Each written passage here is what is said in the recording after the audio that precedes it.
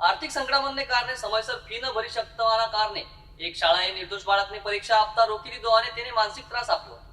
આ કૃત્ય સામે વાલીઓએ જિલ્લા શિક્ષણ અધિકારી પાસે જઈને શાળા અને આચાર્ય વિરુદ્ધ કાયદેસરની કાર્યવાહી કરવા માંગ કરી છે। આ ઘટના GHB સરદાર પ્રાઇમરી સ્કૂલમાં બની હોવાનું જાણવા મળ્યું છે, જેમાં એક વિદ્યાર્થીને ફી ન ભરાઈ હોવાને કારણે પરીક્ષા હોલમાં બેસવા દેવામાં આવ્યો ન હતો। આ મામલે વાલીઓએ ગંભીર આક્ષેપો કર્યા છે। તેઓએ જણાવ્યું કે હાલમાં તેઓ અત્યંત નાજુક આર્થિક પરિસ્થિતિમાંથી પસાર થઈ રહ્યા છે અને અનેક મુશ્કેલીઓ વચ્ચે પણ બાળકનું શિક્ષણ ચાલુ રાખવા માટે પ્રયત્નશીલ છે। તેમ છતાં શાળાના વહીવટી તંત્રએ તેમને પરિસ્થિતિને સમજવાની કે કોઈ સહાનુભૂતિ દાખવવાની જગ્યાએ કડક વલણ અપનાવ્યું છે। વાલીઓએ વધુમાં કહ્યું કે તેઓએ શાળા તરફથી ફી માટે થોડો સમય માંગ્યો હતો, પરંતુ આચાર્યશ્રીએ તેમની વાતને કોઈ મહત્વ આપ્યું નહીં। પરિણામે બાળકને પરીક્ષા આપવા દેવામાં આવી નહીં અને રડતા રડતા ઘરે બાળક પાછું ફર્યું હતું। આ ઘટનાએ બાળકના મન પર ગંભીર માનસિક આઘાત પહોંચાડ્યો છે અને તેના ભવિષ્ય અંગે વાલીઓમાં ભારે ચિંતા ઊભી થઈ છે। વાલીઓએ આ ઘટનાને અમાનુષી ગણાવી શાળા અને આચાર્ય વિરુદ્ધ કડક કાર્યવાહી કરવાની માંગ કરી છે। તેઓનું કહેવું છે કે શિક્ષણ એ દરેક બાળકનો મૂળભૂત અધિકાર છે અને માત્ર ફી ન ભરાઈ હોવાને કારણે બાળકને પરીક્ષાથી વંચિત રાખવું એ ન્યાયસંગત નથી। આ મામલે જિલ્લા શિક્ષણ અધિકારીએ પણ ગંભીરતા દાખવી છે। તેમણે સ્પષ્ટ જણાવ્યું છે કે કોઈ પણ બાળકને ફી ન ભરાઈ હોવાને કારણે પરીક્ષામાં બેસતા રોકવું એ શિક્ષણના મૂળભૂત અધિકારનો ભંગ છે। તેમણે ખાતરી આપી છે કે આ સમગ્ર ઘટનાની તપાસ કરવામાં આવશે અને જો શાળા વહીવટીતંત્ર દોષી સાબિત થશે તો તેના વિરુદ્ધ જરૂરી કાનૂની કાર્યવાહી હાથ ધરવામાં આવશે। આપણું નામ? મનીષાબેન। મનીષાબેન, આજે કલેક્ટર ત્યાંથી શા માટે આવ્યા? મારા છોકરાની ફી નથી ભરાણી, એની માટે આવી છું। મારા છોકરાને એક્ઝામ દેવા નથી દીધી। કઈ સ્કૂલ છે ને શું વ્યવસાય કરો?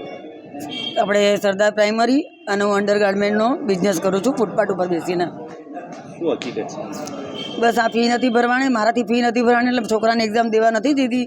એટલે હું સાહેબ પાસે મદદ માંગવા આવી છું કે જે આજ મારી હારે થયું છે આજ પછી કોઈ છોકરા હારે ન થવું જોઈએ। બસ કઈ જગ્યા છે સ્કૂલ? અડાજન પાટિયા। શું કહેવા માંગે છે પ્રશાસનને? બસ આવા પ્રિન્સિપલ ના જોવે કે જે છોકરાઓને બધાની સામે આવી રીતે કાઢી મૂકે ને અમારા જેવા મા બાપને આજે રડી રડીને એની સામે થાકી જાય તો છોકરાઓને એક્ઝામ નથી દેવા દેતા। સ્કૂલ પ્રશાસન શું કહે છે? એટલે સ્કૂલ પર પ્રશાસન બધું ખોટું જ બોલે છે ને કે આની તો દીધી મારે। આપણું નામ?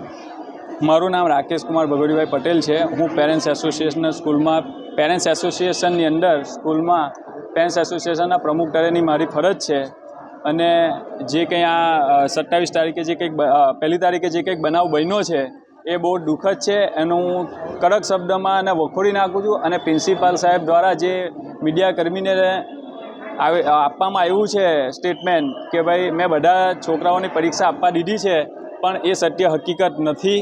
બધા છોકરાઓને એમણે બહાર કાઢી મૂકેલા હતા, પેસેજમાં બેસાડેલા હતા અને કોઈ છોકરાઓને આપવા નથી દીધી। જેને ફી નથી ભરી તેને જે એ 2 દિવસ દરમિયાન જેને ફી ભરી છે તેને બીજે દિવસે એક્ઝામ લીધી છે।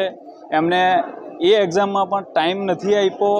જે ઓછા સમયમાં છોકરું કેવી રીતે એક્ઝામ લખી શકે આખી, બરાબર? હજુ પણ ઘણા બાળકોની ફીસ બાકી છે અને એ ફી ભર્યા પછી જ એમને આપવા દેશું એમનું કહેવું હતું અને એમણે લેખિતમાં પણ એક સર્ક્યુલર જાહેર કરેલું હતું અમારા વોટ્સઅપ ગ્રુપમાં।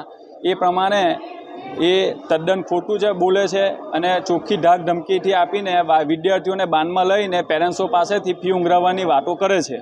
બેન કયો વ્યવસાય કરે છે? સોરી? આ બેન વ્યવસાય શું કરે છે? એ આ બેનનો વ્યવસાય છે ફૂટપાથ પર બિચારા અંડરગાર્મેન્ટ અને એવી અન્ય નાની ચીજવસ્તુઓ વેચીને પોતાનું ગુજરાન ચલાવે છે। આ બેન માટે હું સ્પેશિયલી હું અને મારા ટ્રેઝરર પ્રિન્સિપલ સાહેબ પાસે ગયેલા હતા।